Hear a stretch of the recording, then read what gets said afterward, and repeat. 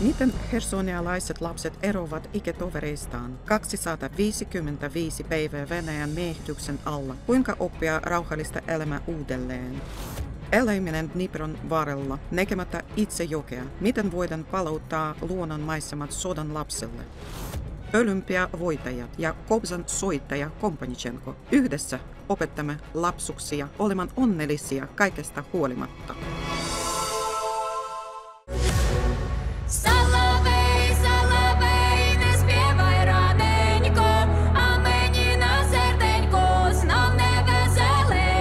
Zazimskan maalaiskunta Kiovan lehdistössä. Maalauksellinen tulvametsä Desnan rannoilla lähellä Rozhnin kylää on ihanteellinen paikka festivaalien järjestämiselle rintamaaseutujen ja miehityksestä vapautettujen alueiden lapsille. Ukrainalainen rauhantekijä rahaston vapaaehtoistyöntekijät kertovat.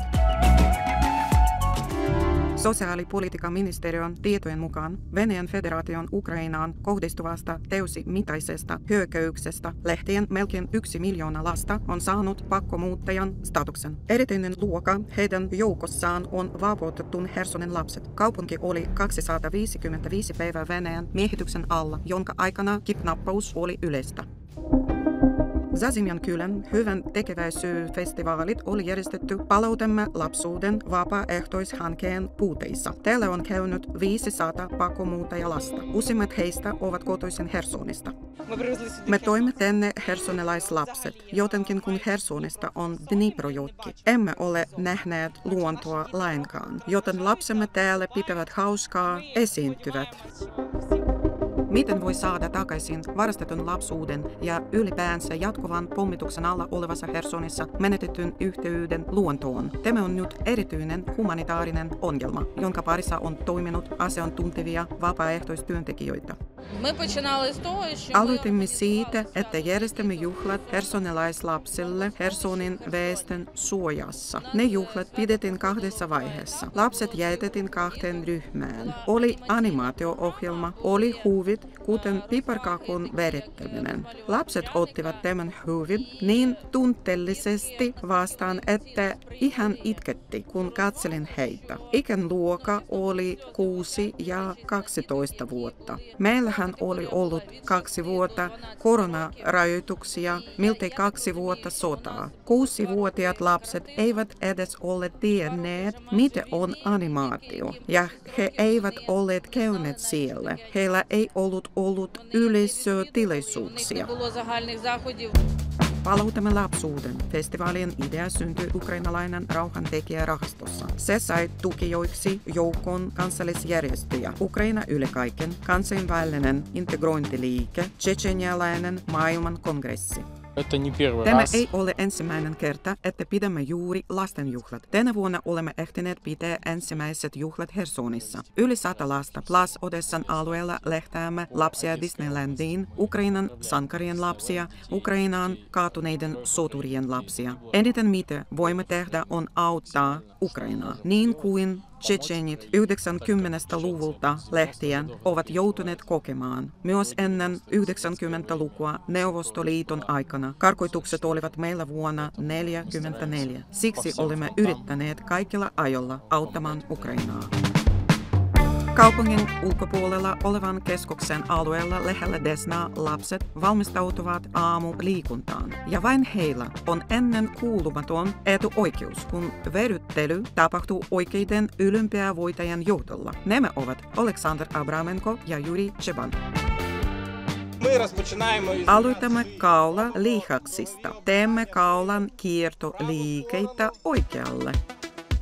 Oleksandr Abramenko, 36, freestylen olympiavoittaja vuonna 2018 Etelä-Koreassa. Ukrainan ensimmäinen maailmancupin voittaja aerialsissa vuonna 2016. Yuri Cheban, 37, raatamelonnan olympiavoittaja vuonna 2012 Lontoossa ja vuonna 2016 Rio de Janeirossa. Mestarit ovat varmaat siitä, että urheiluhuvit ovat omiaan auttamaan lasten kuntoutusta hankalimmassakin tilanteessa. Olen sitä mieltä, että urheilu on lapselle paras keino, joka voi irrottaa Ukrainassa nykyisin valitsevasta todellisuudesta ja antaa hänelle jokin suunnan, jonkin motivaation elämässä, jota hän alkaisi toteuttaa itseään. Tästä tavoitteesta hän eläisi, sen avulla kehittyisi. Hän suuntaisi ajatuksensa siihen, että hän itse, hänen perheensä ja maassa tulevat paremmiksi. Tämä on ensimmäinen lapselle tarkoitettu tilaisuus luonnon maisemissa tämän laajuisena. Zazimskan kunnasta tähdennetään. Hersonialaislapset löytävät nopeasti yhteisen sävelen kiovalaisten kanssa. Leikit ja taide yhdistyvät. Meillä on erinomainen hyvän tekijän syysrahasto. Ukrainalainen rauhantekijä, joka aina huolehtii lapsista ja pitää hyviä tilaisuuksia. Muun muassa rintamaa-alueella. Täysimittaisen hyökkäyksen alusta alkaen olemme tehneet työtä lasten parissa. Pyrimme siihen, että heillä olisi todellinen lapsuus, että he voisivat haaveilla, kehittyä, ja tällä tavalla olemme usein matkustaneet Hersonin alueelle ja antaneet tukea lapselle. Festivaalialueella toimi peräti 36 eri paikkaa, mitä erilaisimmille leikille ja huveille. Jotkut aloittivat piparkakkujen verittämisestä ruokamaalilla. Kuvien lisäksi vapaaehtoistyöntekijät huolehtivat upeasta taideohjelmasta. Vieraille esiintyvät nämä tähdet: Oksana Belozir, Mjata, Arteana, Neta, Angela Vera sekä jo todella legendaarinen kobzan soittaja, Ukrainan armeijan ylisotamies Taras Kompanitschenko.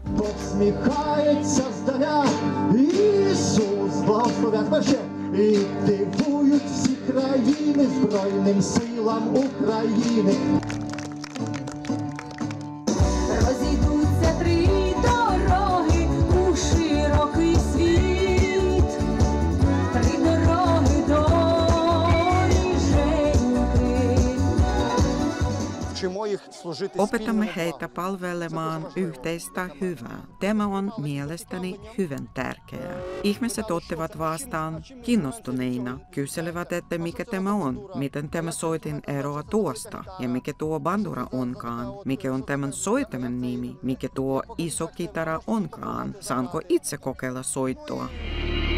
Miten pitää yhteyttä ja kehittää lahjojaan silloin, kun jatkuvasti tulee ammuntaa rintamaa lähellä olevalle Hersonin alueella, ja tämä on dramaattinen ristiriitatilanne, selittää Tetjana Savchuk.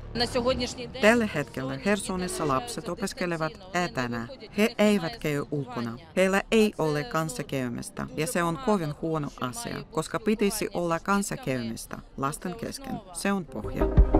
Mutta kukaan ei Kiovassakaan ole lakauttanut ilman hälytyksiä. Miten siis voi pitää tällaiset festivaalit taivasalla? Onhan turvallisuus etusijalla.